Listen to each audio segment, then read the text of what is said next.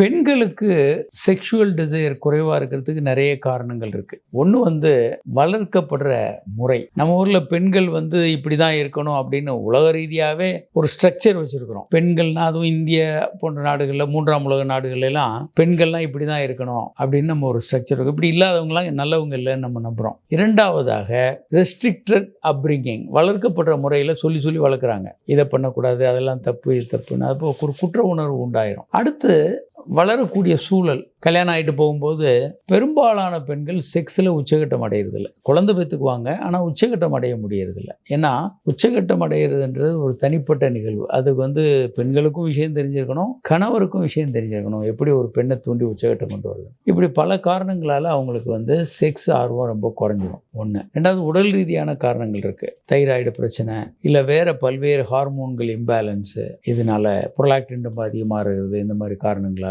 செக்ஸில் ஆர்வம் குறையலாம். மூணாவது, உறவில், அவங்க கணவன் மனைவி உறவில் வரக்கூடிய பல்வேறு பிரச்சனைகள். அது ஒரு முக்கியமான காரணம். கணவன் தன்னை சரியாக சமமாக நடத்தலை, இணையாக நடத்தலை, துணையாக நடத்தலை, ஒரு வேலைக்காரியமாக நடத்துகிறாரு, தன்னை பயன்படுத்திக்கிறாரு. இப்படி ஒரு பெண்ணுக்கு மனசில் தோணும்போது செக்ஸில் ஆர்வம் குறையும். கணவனுக்கு பல்வேறு பெண்களோட உறவில் ஈடுபடுறாருன்னு நினைச்சாலும் பெண்களுக்கு செக்ஸில் ஆர்வம் குறையலாம். ஸோ மன ரீதியான, உடல் ரீதியான, சோஷியல் காரணங்களும் உண்டு. என்ன காரணம்னு கண்டுபிடிச்சு அதை சரி பண்ணணும்.